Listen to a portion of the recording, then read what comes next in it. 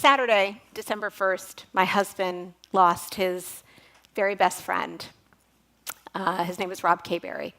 He was his best friend of literally 52 years. They met each other in the 5th grade. They talked almost every single day, texted in modern times. I swear, it's like every time I turned around, they were communicating in some kind of way. If they were black women, they would be Oprah and Gail. They covered everything. They're from Detroit, so they talked about the Red Wings. They talked about the Tigers. They talked about Aretha. They talked about work and politics, children, marriage, divorce, and marriage again. There's so much that I could say about Rob, my Rob, and his best friend, Rob Kayberry. But what I really want you to know is that when we lost our dear family friend, we know that he left this world feeling fully accepted, feeling fully appreciated, and that he had a strong sense of belonging. Everybody, all of us, as we just heard, all of us should have somebody who is so irrationally crazy about us, someone who knows every single thing about us. They understand our hopes, our dreams, our failures, our missed opportunities, our close landings, and what made that all make sense for us. The fact is, the more we see, the more we understand. The more information we have, the harder it is to judge. So this idea of belonging becomes really important. I just want to shout out John Powell, who has really helped us center this conversation around belonging. This idea that acceptance of being a natural member of a group, this fundamental emotional need that we have to be in relationship with each other. What I want to add to that is what it really means to be seen, to be understood, and not be judged is also critical with respect to belonging.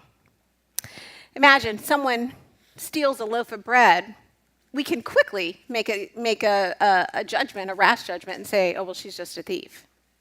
When we find out maybe she's trying to feed her family, that quick judgment may turn into empathy, maybe even compassion. So imagine the two Robs knowing each other for 52 years, the kind of information that they had about each other. It was really hard to pass judgment.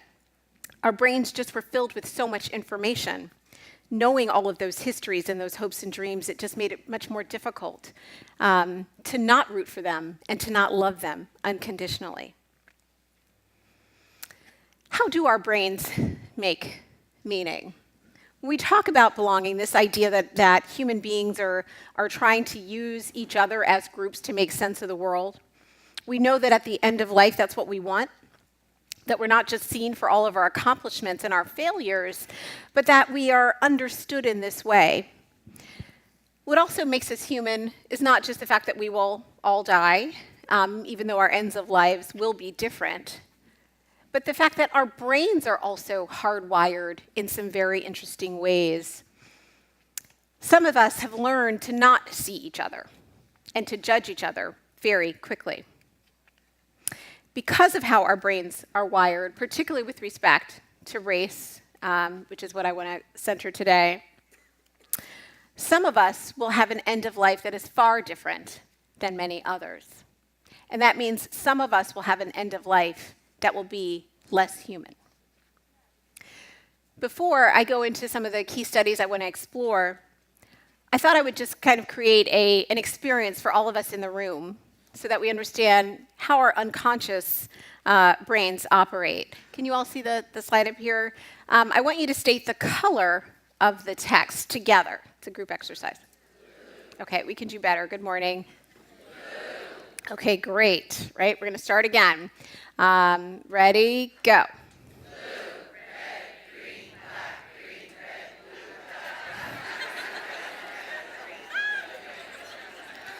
Oh my gosh. What happened? We have a lot of work to do before we get to our ends of life. We just said, state the color of the text. What happened? Anyone want to tell me what happened? When did it get messed up? when the word red was in the color black, it got harder, right? Because your brain was completely primed. When I asked you to state the color of the text, when the colors were aligned with the words, every time you read them, they were consistent, what we call schema consistent, you were able to stay on beat. The minute it flipped, the minute some bit of information was inconsistent with how your brain wanted to see it, it became harder to do. Why is that? Our brains process 11 million bits of information unconsciously in the same amount of time that we process about 40 bits of information consciously. And in order to do that, in order for us to move very quickly and navigate through the day, we have to create what are called these schemas, these mental structures that help us process information efficiently and consistently. And in that way, part of what we were trying to do was create these quick categories so we could move through. Think about the schemas that we create about people. Those are called stereotypes. Stereotypes embedded in our brains, particularly the negative stereotypes, are what we call implicit bias. The automatic, instant association, oftentimes without our conscious awareness, but I want to say we can actually be conscious of what our implicit biases are and still have a hard time overriding them, right? You still had a hard time overriding them. And how did your brain feel once you realized it was going? Felt like a little off, right? A little off and a little confused. Most of us believe in fairness. We believe that we are treating each other as equals, right? Upwards of 90% of Americans believe in the equality of race and gender. And yet, we see the outcomes, right? We see the disparity in outcomes, particularly in healthcare, but also education, criminal justice, and politics. So many realms, we see the disparity. We also believe in this idea of this fairness paradox, right? The idea that we can believe ourselves to be fair and yet not see the outcomes that align with our values. And we raise this question, is perhaps the way we've been taught to practice fairness flawed? Not that we're not fair, but perhaps we've been taught to consider fairness in an incorrect way. We've been taught for many of us in the kind of post-civil rights generation that we're supposed to be colorblind. We're not supposed to notice race at all. And when we do, our brain gets a little bit nervous in doing that. We've been taught that we can be fully objective in how we evaluate people and how we see people, and yet sometimes we make mistakes with that evaluation. So what does that mean for end-of-life care? Medicine broadly, there has been so much work around understanding how biases impact patient care. It seems that doctors are do fairly well in terms of prescribing the right diagnosis of a patient, diagnosing the patient. And yet, when they prescribe the right treatment or the treatment that may be best for the patient, biases may come into play. Perceptions of a person of color who they may think may be less compliant. They may, not follow a pill regimen, means that they will involve themselves in they will recommend more invasive surgeries at the end of life. And in fact, Black patients tend to have more intensive treatments in the last 6 months of their life than white patients. They're more likely to die in the ICU than white patients. What does that mean? What does that mean for us and for how our biases operate? And how does it actually interact with other social psychological phenomena that could be incredibly important? Racial anxiety. This idea that our automatic brains kind of recognizing the fact that they may be noticing race is one thing, but when our brains notice it, how do we actually engage across race and across racial interaction? Racial anxiety is a physiological stress response that we have oftentimes in cross-racial interactions, where if you are a person of color, you may be concerned that discrimination, hostility, invalidation, you don't really know what you're talking about. My pain feels like this. I'm not really sure if that's what you mean, says the doctor. People who are white may fear that what they say to their patient or vice versa may be perceived as biased. And so they may kind of pull their punches with how they engage.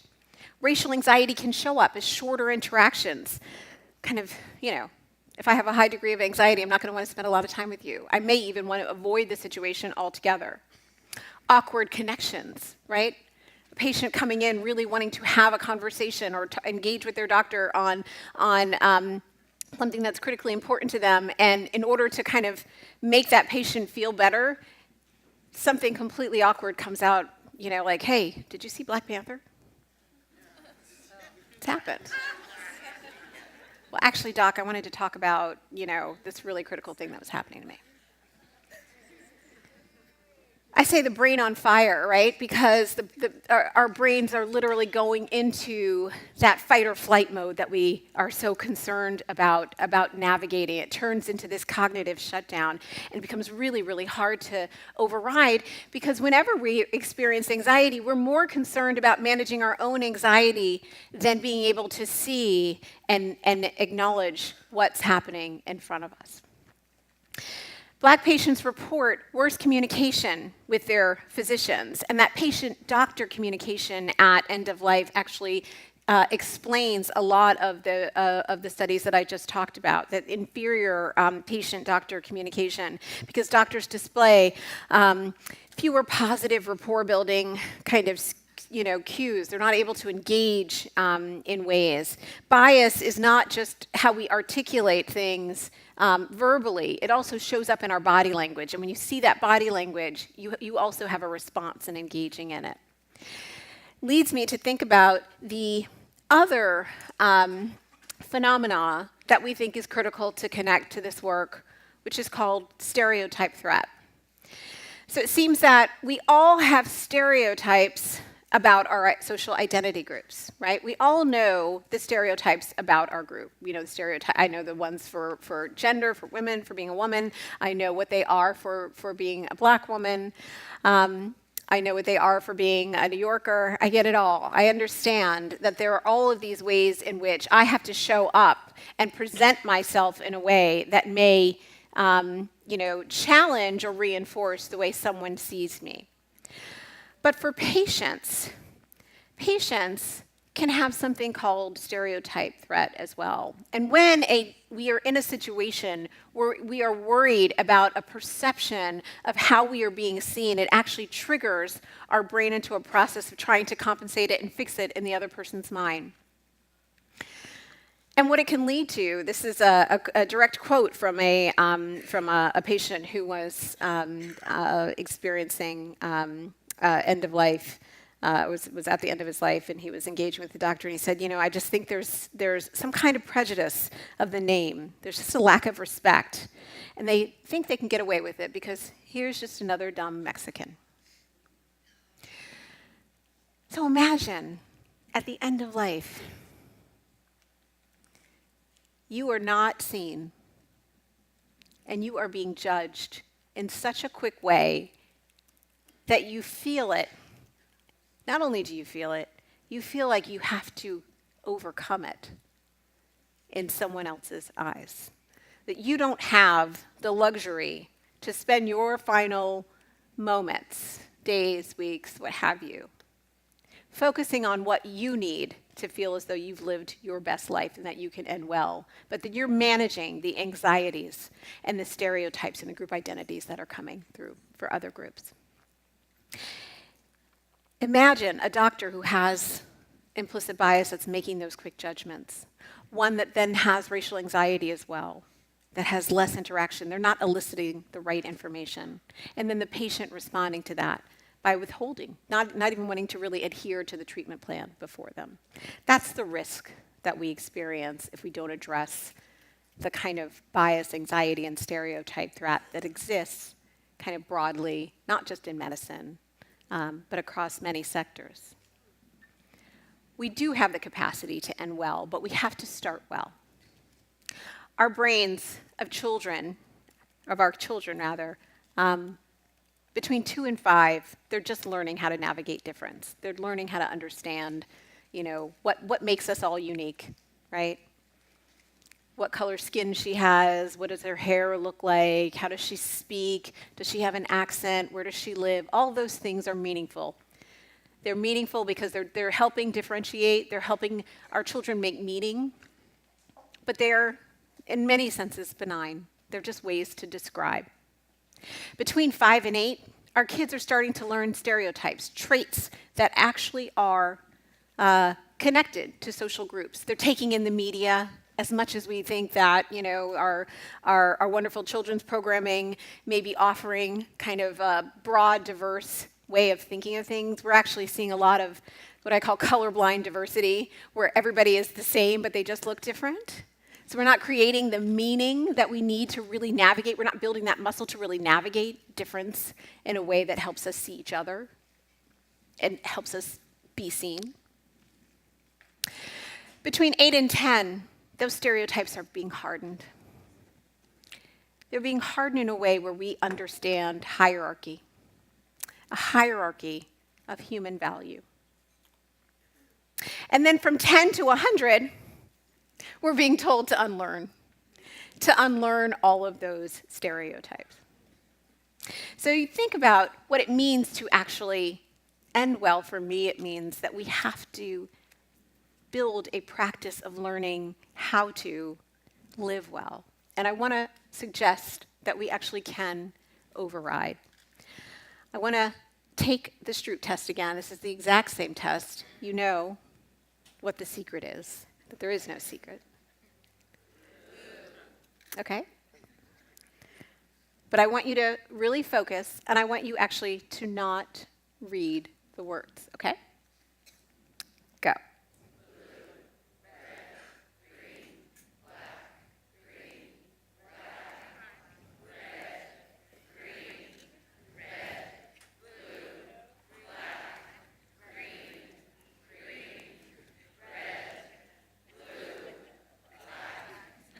Give yourself a round of applause.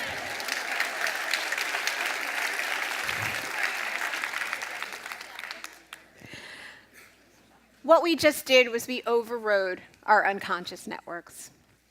We took our time. We were slow. We were focused. We were intentional. We did not make quick judgments. We allowed each color to be seen and recognized for the beautiful primary color that it was. This, for us, is the building brick of belonging.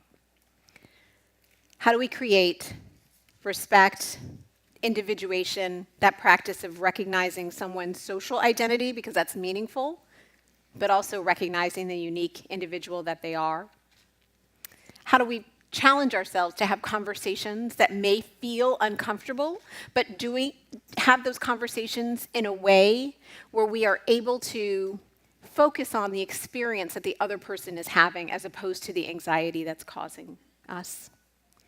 And how do we do it with a bit of kindness in a way that challenges us to resolve this paradox at the end of life so that we all are comfortable in doing what I believe the gospel according to Matthew asked us to do, which is judge not, lest ye be judged. The more information we have about each other, the more focus we can build, the practice starting from 2 to 100, knowing what makes each individual tick will help us see each other as humans and will help us end well. Thank you.